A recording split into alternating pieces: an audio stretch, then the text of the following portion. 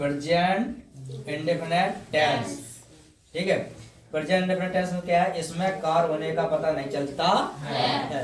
यानी क्या कार्य हो रहा है, कब हो रहा है, वो कार्य को पता चल जाएगा, मतलब क्या कार्य हो रहा है जब पता चलेगा, समय का पता नहीं चलेगा, यानी कौन से समय क्या सा कार्य।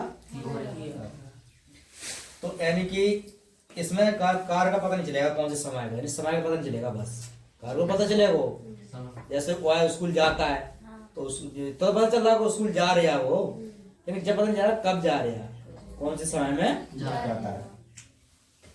पहचान क्या है, जब हिंदी वाक्य के मुख्य क्रिया के अंत में ता है, ती है, ते है इत्यादि शब्द आए तो प्रेजेंट इंडेफिनिट टेंस कहते हैं। ठीक है, तो जब प्रेजेंट इंडेफिनिट टेंस लिखा है वो प्रेजेंट इंडेफिनिट टेंस पहला है। ठीक है, यानी प्रेजेंट क्या है, चार में से हमने पहला लिख दिया है, पहला हमने लिखना है वो। तो जो पहचान है, जब भाई लास्ट पे आवे जैसे जो लिखी ता है, लिखी तो इसे ता है देख करके तुरंत पहचान जाओगे तो प्रेजेंट इंडेफिनिट टेंस है। तो इनके वाक्य जब प्रेजेंट इंडेफिनिट के वाक्य भी 4 होते हैं, तो हमने पहला वाक्य लिख दिया है अफर्मेटिव सेंटेंस। पहला वाक्य हमने लिख दिया है अफर्मेटिव सेंटेंस, यानी साधारण वाक्य। क्या है, साधारण वाक्य है। ठीक है, तो ये साधारण वाक्य हुआ है। अब साधारण वाक्य पहचाने कैसे कि साधारण वाक्य है, तो वह स्कूल जाता है, तो वह स्कूल जाता है, तो इसमें नई शब्द लिखा है क्या, नहीं लिखा है। प्रश्नवाचक शब्द है इसमें, नहीं है ना, तो इसमें नहीं जोड़ देते, वह स्कूल नहीं जाता है, यहाँ क्या लिख देते, नहीं जाता है, तो जब कौन सा हो जाता है, नेगेटिव हो जाता है। ठीक है, और क्या वह स्कूल जाता है, मैं क्या जोड़ दे पहले शुरू में, अगर मैं जोड़ दे क्या वह स्कूल जाता है तो इंटरोगेटिव सेंटेंस हो जाएगा।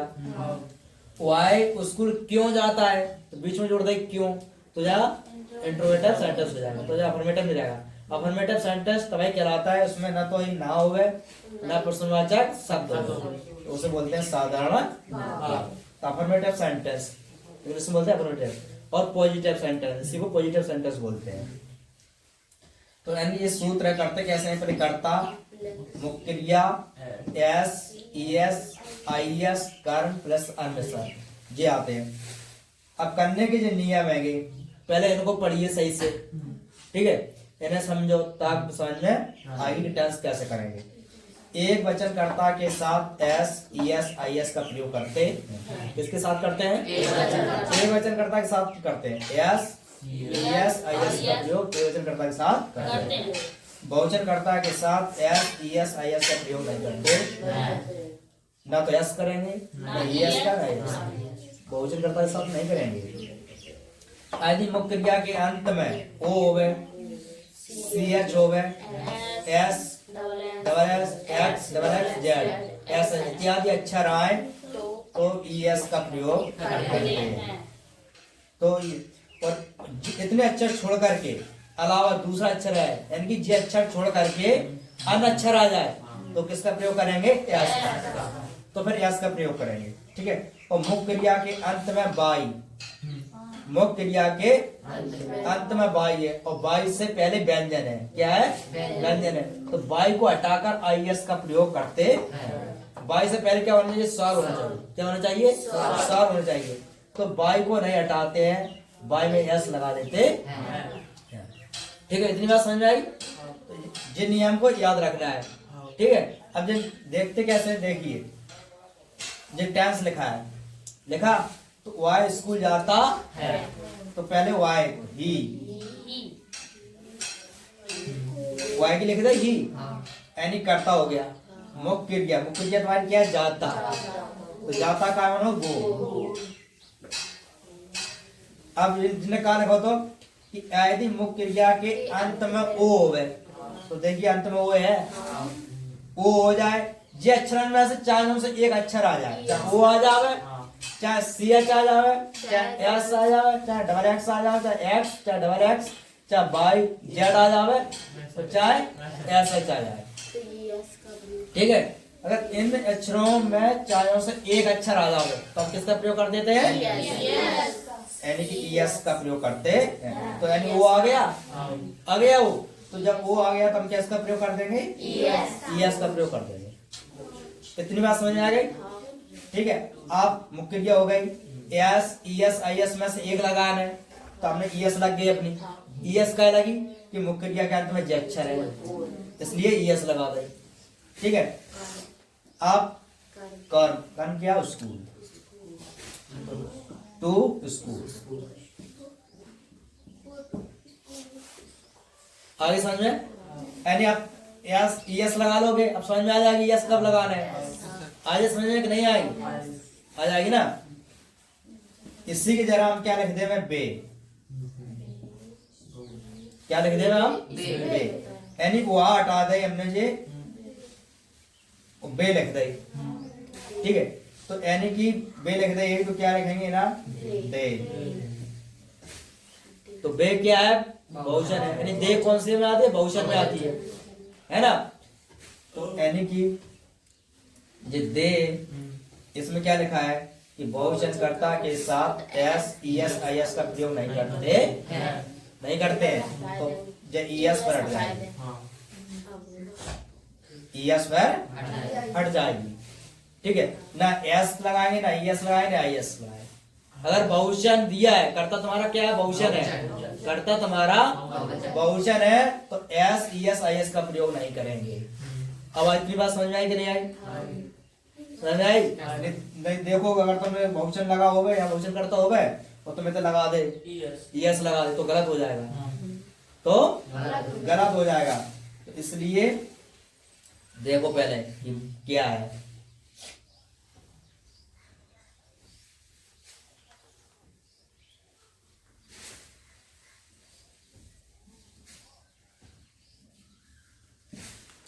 हम खाना खाते हैं। बी, ये क्या बहुवचन है ना, तो बी खाते, ईट। अब बताओ एस लगा में कि ई एस लगा में कि आई एस लगा में, कुछ नहीं है इसमें देखिए ये इतने अक्षर है नहीं है, तो यानी क्या लिखा है मैंने कि इतने अक्षर ना हुए तो अन्य अक्षरों के साथ किसका प्रयोग करते हैं, एस करते हैं। तो इतने अक्षर में से कोनो नहीं है, लास्ट में टी है, लास्ट में कहा है टी है, तो यानी क्या लिखा था कि जे अक्षर ना हो में और दूसरे अक्षर में, तो किसका प्रयोग करेंगे, एस का। तो बोलो एस लगा दें यहाँ, यानी कि इन्हें कौन सी है, बहुवचन की है, इसलिए हम नहीं लगाएंगे। ठीक है, तो यानी फूड, फूड बार भोजन। ठीक है, अगर हम यहाँ लिख देते वो है, कहा लिख दे में जे हम में हट दे में हम इचे, और हम लिख दे में वो है खाना खाता है, वाई खाना खाता है, तो वाई क्या आएगा कि ही, तो क्या आएगा ही, तो आएगा ही। ठीक है, तो ही अब एक वचन हो गया। अब लगाएंगे, अब क्या है, लास्ट में टी है, इन अक्षरों में से एक भी अच्छा नहीं है, हमारी क्या है, टी है, तो टी है तो यानी अक्षर है, तो क्या लगा देंगे, एस। तो ही ईट्स फूड हो गया। आगे समझ में, यानी कि एस ई एस अब तो लगा लोगे कि नहीं लगा पाओगे, लगा लोगे ना। अब कहा रह गई आई एस, अब रह गई आई एस। ठीक है,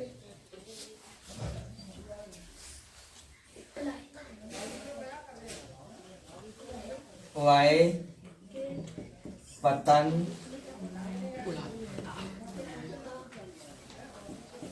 उड़ाता है, वह पतंग उड़ाता है, तो ही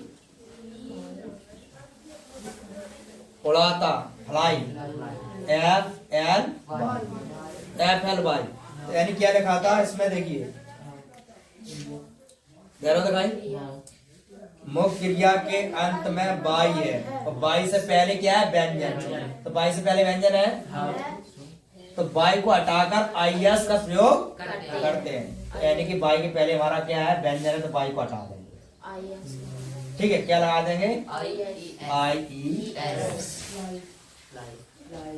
ठीक है, ए काइट।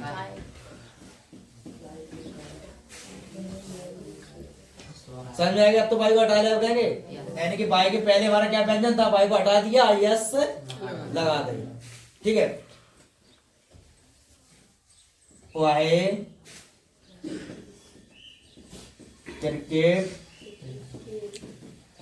खेलता है, वाहे क्रिकेट खेलता है, तो क्या ही प्ले माने खेलना, पी एल ए वाई। अब क्या रखा था, बाई के पहले क्या है तुम्हारा, स्वर है यानी वोवेल्स है, तो क्या लिखा है कि अगर बाई से पहले स्वर है तो बाई को नहीं हटाते, एस लगा देते। बाई को नहीं हटाएंगे, तो बाई को नहीं हटाएंगे, क्या लगा देंगे इसमें, एस लगा देंगे। बाई को नहीं हटाएंगे, बाई को कब हटाते हैं, जब बाई से पहले व्यंजन हो तो हटा देते हैं, और बाई के पहले स्वर है तो नहीं। तो ही प्लेस अब क्रिकेट की, सी आर आई सी के ई टी, तो ही प्लेस क्रिकेट। ठीक है, इतनी बात समझ में आ गई कि नहीं आई? तो यानी कि एस लगा लोगे आप कि नहीं लगा पे हो, लगा लेना। यानी एस जे अक्षर नहीं होना चाहिए तब लगाना है, ई एस जे अक्षर होना चाहिए इतने मुख्य क्रिया के अंत में, और आई एस तो जब ये लगाना है जब बाई हो गए, यानी कि क्या होना चाहिए, बाई, और बाई से पहले व्यंजन हो जाए तो बाई को हटा देते हैं, आई एस लगा देते हैं। ठीक है, और अगर बाई के पहले स्वर है तो एस करके पढ़ते हैं। ठीक है, इतनी बात समझ में आई कि नहीं आई? तो यानी कि जो तुम्हारा अफर्मेटिव सेंटेंस, यानी अफर्मेटिव सेंटेंस जो वाला साधारण बात हो गया, कौन से का, प्रेजेंट इंडेफिनिट टेंस का, प्रेजेंट इंडेफिनिट टेंस का तुम्हारा अफर्मेटिव सेंटेंस हो गया। दूसरा कौन सा है, नेगेटिव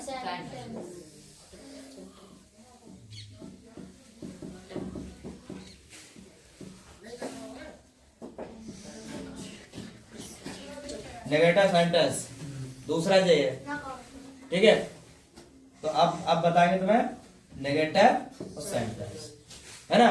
जो अफर्मेटिव सेंटेंस बता दे रहा हूँ, अफर्मेटिव सेंटेंस कैसे करना है वो पहचान रखिए, और ये चीजें को ध्यान रखिए। एस कब लगाना है, ई एस कब लगाना है, आई एस कब लगाना है, वो इनको